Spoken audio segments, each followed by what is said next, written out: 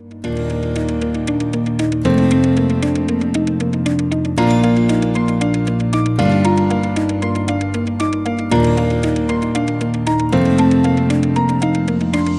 Podcast.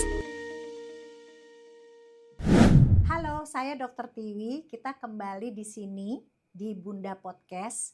Kali ini saya ditemani oleh seorang dokter yang keren banget dan saya baru tahu jebolan Jerman. Jadi ini dia bintang kita, Dr. Aris Jo. Yeah. Selamat sore, Dr. Aris. Selamat sore, Dr. Tiwi. Iya, saya senang Thank banget you. karena Dr. Aris akhirnya bisa duduk di sini dan Yeah. kita ngobrol-ngobrol santai saja. Iya, Ya karena kita pengen tahu ya, saya baru biasanya kan dokter-dokter dari luar ya, dari Yeah. Australia kita ada beberapa. Yeah. Dari Jerman itu ada dulu, tapi kayaknya sekarang tinggal Dr. Aris Jo. Yeah, okay. Nah, saya dokter almarhum Dr. Yoso ya, Yeah, yang dari Jerman juga ya. dari Jerman. Beliau Betul, ya. Dr. Yoso Nah, Prabowo. sekarang ya Dr. Aris Jo, saya juga ingin tahu ya. Yeah.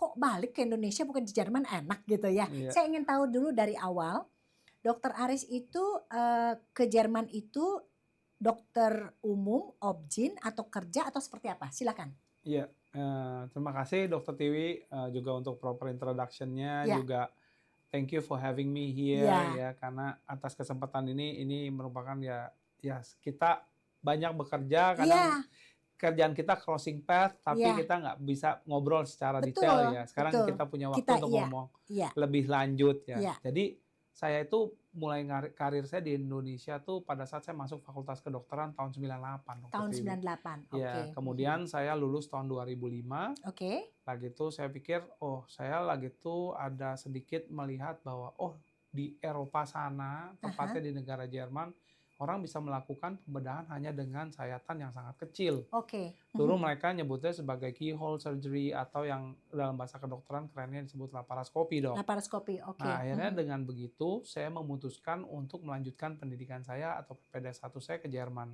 Oke. Nah, di sana saya nggak bisa langsung dari FK itu langsung menuju ke residensi. Nggak langsung, oke.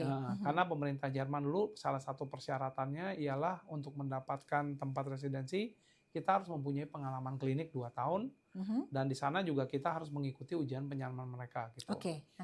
Nah, di saat itu saya berhasil, let's say udah singkat cerita 2007 saya mendarat di Berlin, di kota Berlin. Oke. Di sana itu saya beruntung ya, saya Yeah. bisa menjejakkan kaki di salah satu universitas terbaik Jerman dan juga dunia, namanya itu Charité Berlin. Oke. Ini University Hospital, kalau setahu saya di bawah Freie Universität Berlin itu notabene ialah World Best University Hospital nomor 7 dunia. Oke. Berdasarkan survei tahun lalu gitu. Ya, jadi di sana saya banyak melihat kasus-kasus di mana saya training itu mereka lebih spesifik, Dr. Tiwi. Oke. Di mana pada saat saya adaptasi pulang dari Jerman ke Indonesia itu saya melihat 2 gambaran sistem pendidikan yang berbeda. Oke.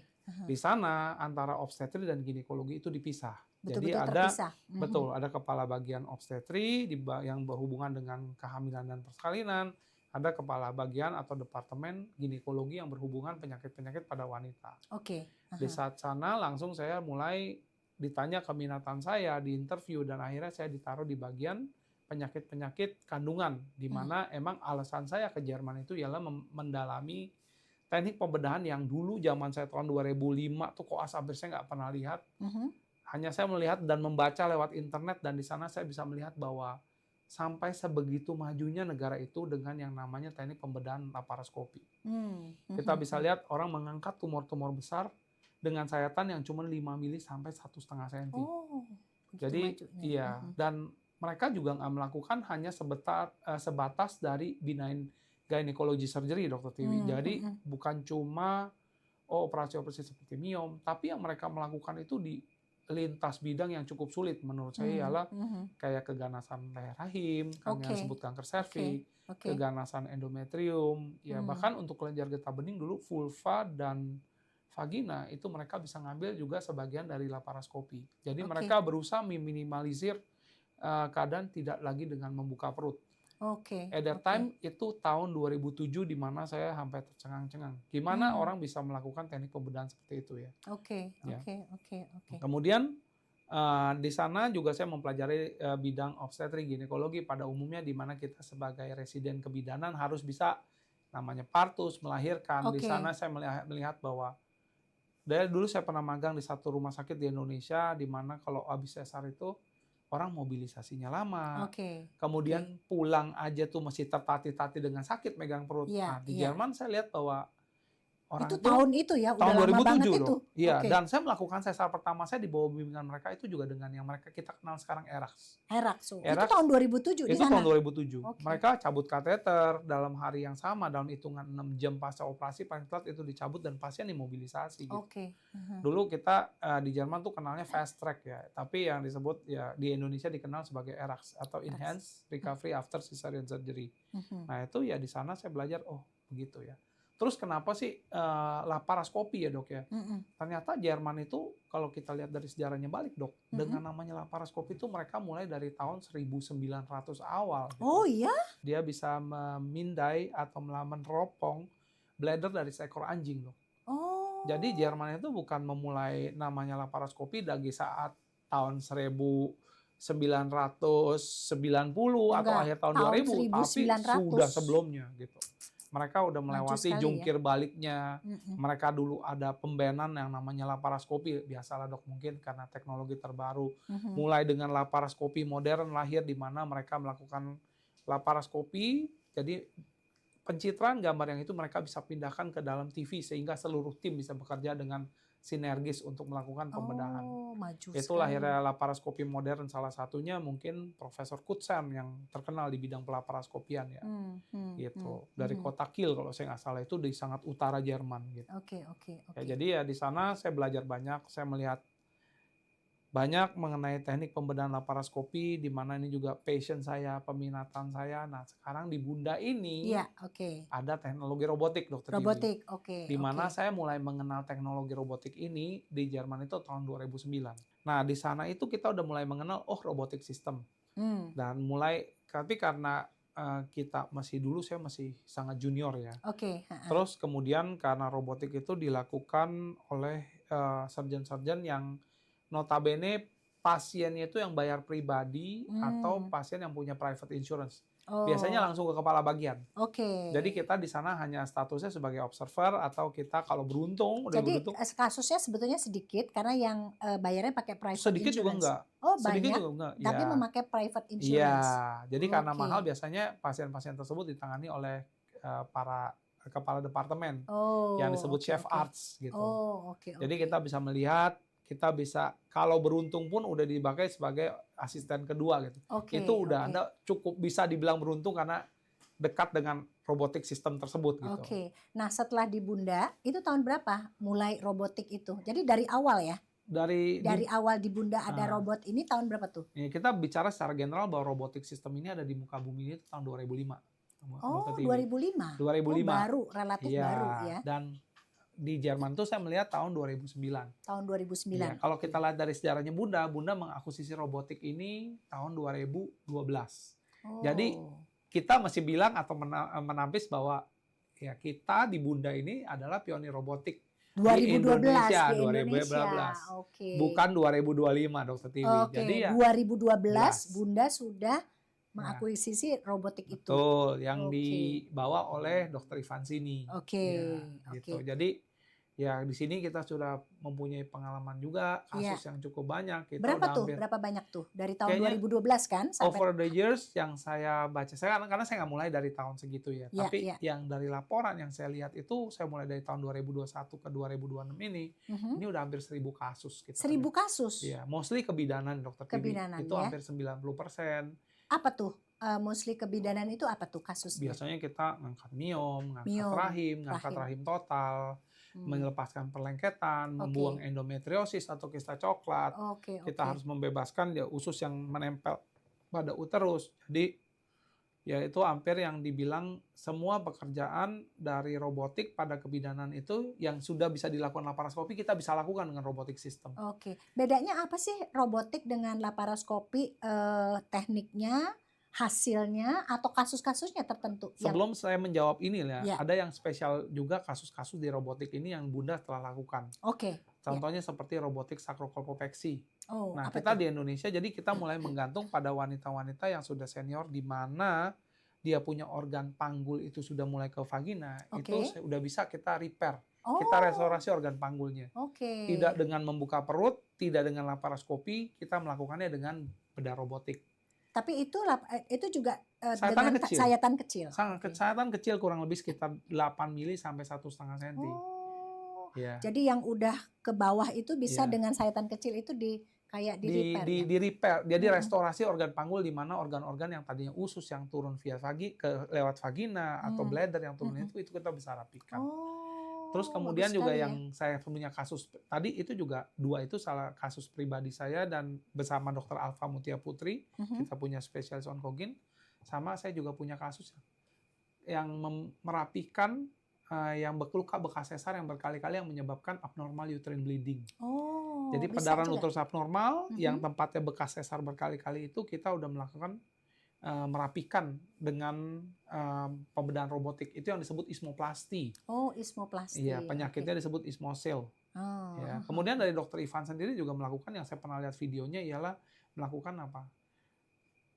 Serklase. Jadi kalau Apa ada tuh? ancaman kehamilan atau partus persalinan dini, nah itu bisa leher rahimnya dijepit. Nah, dengan Oh, dari dalam perut tapi tidak dibuka perutnya tapi dengan tangan-tangan robot yang mengerjakan. Yang canggih dikendalikan ya. oleh dokternya ya, Dok ya.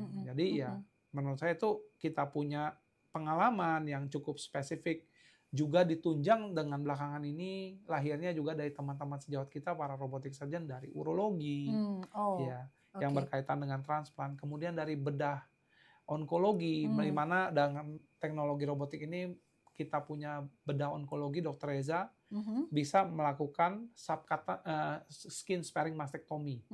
Jadi pengangkatan rahim dengan menyisakan kulit luarnya dengan bedah robotik jadi sangat minimal sekali dan penyembuhan pasiennya juga cepat. Dan bedah-bedah digestif dan bedah umum kita sudah mulai mengerjakan robotikan ini gitu. Oke, kembali lagi ke Dr. Arisjo ya. Kan di Jerman tadi ya, kan selama 5 tahun iya. kan? Terus kembali ke Indonesia dengan bidang yang ditekuni di situ, apa yang sudah ditekuni di situ dilanjutkan di sini atau memang hanya robotik saja? Sebenarnya. Sebenarnya ya. Ya. Oke. Sebenarnya dari Jerman itu saya mengaplikasikannya di Indonesia juga sama ya, Dok ya. Sama ya. Itu nggak ada perbedaannya di mana kita cuma harus bahwa kita mengadaptasikan. Laparoskopi itu dasar gitu. Kalau Anda bisa melakukan bedah laparoskopi, apalagi skill laparoskopi Anda udah sampai cukup mumpuni, Anda switch ke robotik sistem itu cepat. Cepat, oke. Iya, sertifikasi saya pertama kali yang dari Amerika tuh yang dari Da Vinci Robotic. Yang ya saya mendapatkan sertifikasi itu di bawah 1 tahun. Iya, jadi untuk switch itu Anda kalau udah tahu sulitnya laparoskopi, begitu Anda mendapatkan enaknya dan mudahnya menggunakan robotik system, you don't want to go back to laparoscopy again.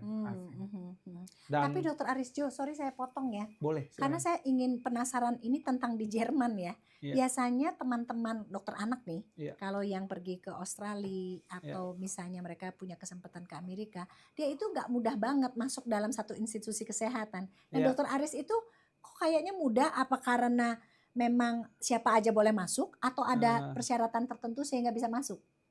Menurut saya karir saya di Indonesia ini tidak dimulai dengan sangat mudah, Dr. Tiwi. Oke. Ya, kita tahu bahwa kalau yang udah nggak mudah itu pasti lebih bagus. Bukan dalam arti kata kaitan medis ya, berkaitan dengan administrasi yang kita tahu, dengan adaptasi, proses nunggu. Jadi ya saya sudah melewati itu. Sementara kalau saya mau bicara dari teknik medisnya ya, di sini saya mendapatkan juga kayak blessing in disguise.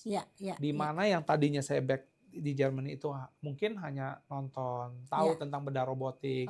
Di seminar-seminar kita lihat, di sini saya melakukannya sendiri. Di sini saya main surgeon-nya.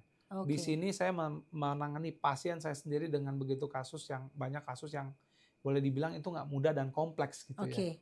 Jadi ya menurut saya di Indonesia sama kok, alatnya sama kok.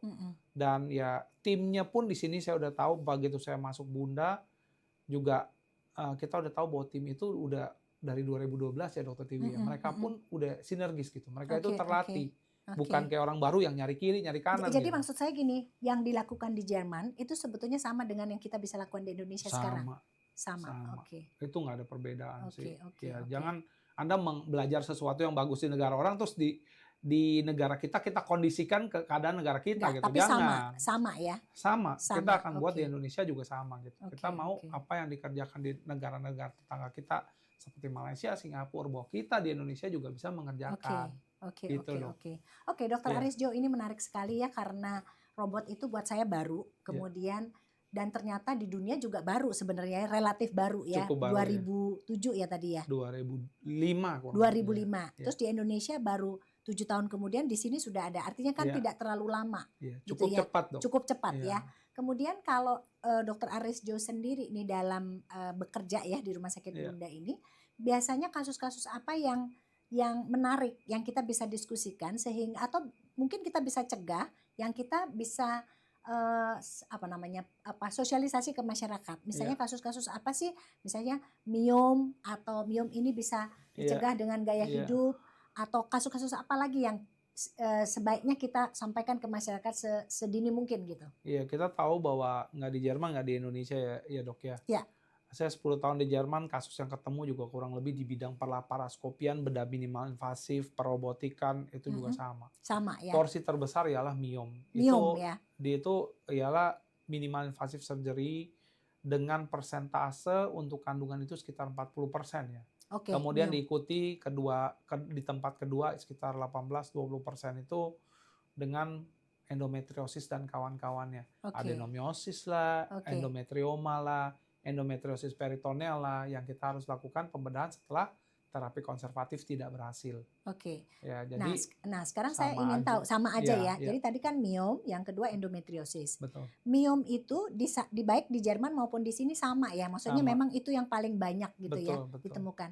Kalau menurut Dokter Arisjo itu kenapa bisa itu yang terbanyak? Kenapa bukan yang lain gitu? Ya, ini kan berdasarkan kalau teori terjadinya miom ini bukan merupakan teori ya, lebih karena ke hipotesis Hipotesis ya, aja. belum ada yang pasti ya. Belum ada yang pasti. Mhm. Kita tahu bahwa ini ada faktor genetik, kita tahu bahwa penyakit ini berhubungan dengan estrogen atau oke. estrogen dependent disease. Kemudian Mhm. kita bisa berpikiran bahwa ini metaplasi, di mana ya dari jaringan yang sehat timbul suatu massa yang berasal dari otot rahim, sehingga ya timbullah miom yang membesar dengan dipengaruhi keadaan tersebut gitu. Yang tadi saya bilang dari faktor keturunan, juga faktor eksternal yang menurut kita itu sebenarnya bisa kita cegah atau kita kurangi resikonya dengan menjaga supaya at least BMI kita normal-normalan sedikit. Oke, Tapi jangan kan- terlalu gemuk berarti. Iya. Oke. Tapi kan kita tahu bahwa sekarang itu ya generasi makin ke sini ya Makin gemuk. makin gemuk Dok. Jadi seperti itu Gaya ya. hidup juga makin nyaman. tidak bergerak ya. Iya, makin nyaman. Iya. Semua bisa dikontrol sama Semua jari. iya. Iya. Oke, saya ingin tahu lagi ke hubungannya ke robotik ya. Iya. Kan tadi dibilang miom pertama, endometriosis yang kedua yang Iya, terbanyak. iya. Robot itu dia lebih kemampuannya tadi kan sudah kita diskusikan, dalam miom dan endometriosis ini mana yang bisa lebih banyak dikerjakan oleh si robot ini? Ya pada prinsipnya gini sih Dokter Tiwi ya, secara general ya kita tahu bahwa kita balik lagi ke laparoskopi, teknik pembedahan itu mulai dari zaman Hippocrates, perut orang dibuka, diminimalisir sekarang dengan sayatan yang sangat kecil, terus kemudian sekarang disempurnakan dengan yang namanya alat yang bisa mempunyai sendi, seperti layaknya sendi manusia di dalam perut, tapi ukurannya kecil, sehingga pemulihan itu cepat terjadi dan segala keuntungan yang bisa didapatkan. Jadi pada intinya baik miom ataupun baik endometriosis dan kawan-kawannya itu, dan di bidang departemen lain itu sangat bisa ditangani dengan lebih baik dengan robotik. Ya, jadi saya bilang bahwa secara retrospektif multi-center study itu dibilang bahwa tidak ada perbedaan bermakna gitu. Tapi yang menjadi jebakannya ialah pitfall-nya, di mana kita sebagai seorang surgeon ya, kita nggak pernah bisa bilang gitu. Pasien yang akan kita hadapi pada saat kamera kita masuk ke dalam perut, situs itu seperti apa. Nah, pada saat di dalam itu situsnya pada saat melengket atau di sana kayak laparoskopi itu tidak bisa istilahnya mengerjakan dengan optimal seperti kita punya robotik system. Nah, pasien itu akan diuntungkan. Saya nggak pingin sebagai laparoskopik surgeon atau minimal invasive surgeon saya bilang, Bu, saya harus membuka perut ibu.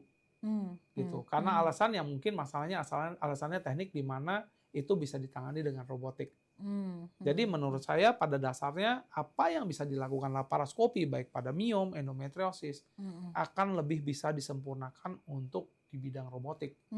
Mengacu pada hal ini untuk mengenai konversi ke bedah open, itu angka dari laparoskopi dan robotik itu berbeda secara signifikan. Jadi bukan tidak ada perbedaan secara signifikan. Kalau saya pribadi, saya ingin lebih ke pasien saya tertangani dengan baik dengan teknologi yang sangat baik dan pada tempatnya. Dan kalau misalnya keadaan itu tidak optimal pun kita masih bisa mengatasi gitu dok. Karena kita nggak bisa melakukan pre-surgery assessment yang sangat baik sehingga kita bilang, oh ini tidak perlengketan ini. Kita bisa mengira-ngira, tapi kita nggak pernah tahu begitu di dalam kita lihat. Nah itulah ujian sebenarnya bagi seorang surgeonnya. Oke.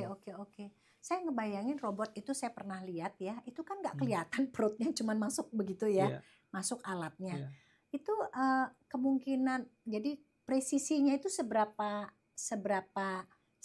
benar gitu ya? Bisa nggak sih meleset misalnya gitu? Bisa nggak? Atau memang perlu keterampilan khusus gitu? Bagaimana kita belajarnya itu? Sertifikasinya penting bahwa seorang sebelum jadi robotic surgeon itu harus mengenali alat yang dikendalikan satu, di mana biasanya para vendor akan memberikan sertifikasi setelah ada pelatihan tertentu, jam tertentu, dan kemudian keterampilan dari surgeonnya sendiri. Dan dari sertifikasi secara keilmuan yang di mana dia dari center-center tertentu dia bisa dapatkan. Nah, kedua sertifikasi ini memungkinkan bahwa seorang surgeon untuk melakukan bedah robotik. Tapi kalau saya bilang bahwa dengan kita menguasai bedah robotik ini, kita bisa melakukan gini. Jadi saya balik lagi ke topik bahwa apa yang bisa dilakukan laparoskopi itu akan bisa disempurnakan dengan robotik. Untuk balik lagi ke tema visualisasi, kita sangat bisa melihat sempurna. Dan kita bisa lihat keuntungan robotik apa pada saat kita melakukan menggunakan visualisasi di mana 3D. Ini which is laparoskopi juga ada gitu. Tapi kalau dengan robotik itu dengan fasilitasi 3D yang kita punya sekarang, itu kita bisa melakukan jarak dengan melakukan seperti layaknya kita memegang cangkir ini gitu dok. Kita nggak harus melakukan hand-eye coordination yang begitu melelahkan sehingga kita bisa mencapai target organ tertentu. Terlepas dari itu, kita seorang manusia. Sekuat-kuatnya saya operasi laparoskopi, saya bisa 7 jam. Udah gitu kemudian getar nggak sih? Apalagi kita harus menggunakan alat laparoskopi yang kurang lebih panjangnya 30-40 cm. Jadi pada saat kita laparoskopi, kalau udah 7 jam itu ujung alat kita yang tajam-tajam itu goyang gitu. Oh, jadi dengan robot itu lebih minimal ya? Anda nyalakan robot itu 24 jam, itu nggak ada getar dok. Mereka punya tremor filter. Bahkan kalau ada surgeonnya sedikit tremor pun itu bisa tetap diatasi oleh robotik sistem tersebut. Sehingga presisi yang terjadi, presisi yang bisa didapatkan itu sangat tinggi. Dokter bayangannya gini ya, kalau saat rongga panggul itu lengket semua, Anda jangan berpikir bahwa kita mempunyai salah 1 mm pun untuk kita gunting-gunting. 0,5 mm pun kita nggak punya gitu.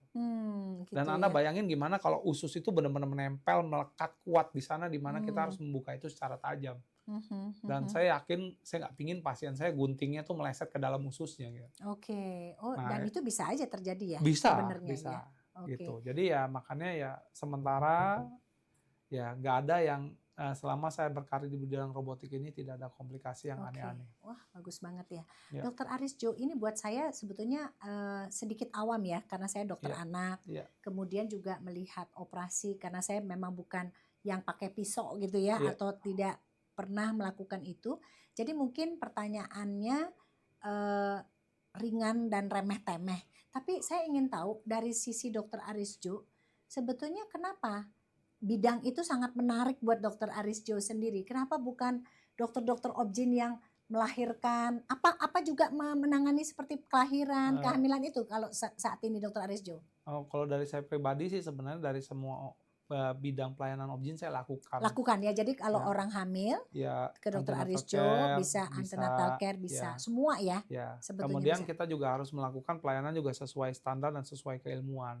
Kalau misalnya dok saya mendapatkan pasien dan ini ada resiko misalnya saya harus merule out atau menyingkirkan cacat janin. Biasanya itu saya akan bilang pasien saya akan edukasi bahwa ini Anda harus dilihat oleh dokter lain. Di mana sesuai dengan keilmuannya harus disingkirkan cacat janin kemudian dikembalikan lagi kepada yang pemilik pasien atau yang dimana pasien percaya kepada dokter tersebut. Ya di sana juga kita tahu bahwa dulu saya lagi pendidikan juga kita tahu yang namanya lahir dengan peridural anesthesia. Nah kalau di Jerman itu bedanya at that time tuh kita nggak ada intralabor anesthesia. Jadi kita semua lebih ke peridural, sama di Jerman itu dia tidak pakai untuk persalinan normal itu forceps, dok. Nggak pakai. Mereka cuma vakum. Jadi kalau nggak bisa, jadi dokter-dokter yang muda yang Jerman itu udah nggak bisa lagi forceps, dok. Lain kalau di Indonesia nih, saya adaptasi residen Indonesia jago banget pakai forceps. Kenapa mereka nggak pakai forceps? Karena traumatik, dok. Traumatik, jadi memang udah ditinggalkan. Sudah ditinggalkan kalau emang misalnya stationnya tinggi pada saat penurunan kepala bagian terendah janin. Berarti itu operasi. Misalnya, ya operasi aja saya saran. Jadi tapi kan negara tersebut fasilitasnya banyak, dok. Banyak. Gitu. Kalau negara kita kadang-kadang ada daerah tertentu yang listrik aja nggak ada. Ya, apalagi di pinggir-pinggir ya. Rural area gitu ya. Makanya sebenarnya ya makanya kalau misalnya seperti itu harus disesuaikan dengan daerah dan kemampuan surgeonnya ya. Tapi maksud saya Dr. Arisjo di Rumah Sakit Bunda ini bukan hanya pasien-pasien yang robotik. Bukan. Semua masalah obgyn ya Dr. Arisjo bisa ya. Betul. Artinya untuk bukan kandungan. Khusus untuk kandungan. Kebidanan. Ya itu kita harus bisa kerjakan. Dan nggak semua kan pakai abdominal access, dok. Kan bisa aja beda-beda yang dari vagina yang disebut hysteroscopy. Baik diagnostik maupun operatif ya saya harus bisa lakukan. Tapi yang saya menghindari selain dari kehamilan, saya nggak suka buka perut orang itu, dok. Pasti. Saya paling nggak demen deh. Saya pengen lihat pasien saya tuh datang seminggu tuh kontrol ke saya angkat jahitan gagah, dok. Mostly pasien saya 95% tuh datang pas operasi itu 1 minggu nggak tertatih-tatih, megang-megang perut. Jadi udah visual anal pain score-nya sangat rendah, dok. Oke, bagus banget ya. Ya. Makanya saya mencintai robotik itu saya seperti menyulap. Dokter masih tahu kalau dulu kita lihat bahwa pasien masih kesakitan. Pasien saya ada yang hari ketiga pasca surgery, ini saya larang ke pasien saya juga, udah jalan-jalan di mall. Pasien saya bilang, dokter ngangkat miom besar, berbiji-biji, saya pingin ngantar anak saya 2 minggu kemudian ke Amerika. Bisa, pasiennya udah pulang tanpa komplikasi perdarahan. Nah ini teknologi yang tepat guna, dok. Yang jadi dirasakan oleh cepat banget ya. Return to normal activity. Terus kalau yang lain-lain yang diklaim bahwa ini tidak berefek signifikan dibanding laparoskopi, which is I admit juga gitu. Saya ngakui juga bahwa kayak perdarahan nggak gitu banyak. Terus kemudian kebutuhan akan transfusi sedikit. Estetik sama-sama baik karena sayatannya sama-sama kecil. Terus kemudian expose organ terhadap ruang sekitar di ruang operasi tidak ada sehingga infeksi itu rendah. Kebutuhan antibiotik, analgetik sangat berkurang. Jadi menurut saya ialah ini bedah minimal invasif itu ialah future ya, dok. Dan ini sebenarnya bukan dibilang future lagi ya. Mungkin robotik itu ialah next phase-nya. Sementara minimal invasif juga udah sangat bagus untuk penanganan pasien gitu. Menarik banget ya tentang robot, Dr. Arisjo. Terima kasih. Terima kasih. Kita akan ketemu dalam diskusi-diskusi lain.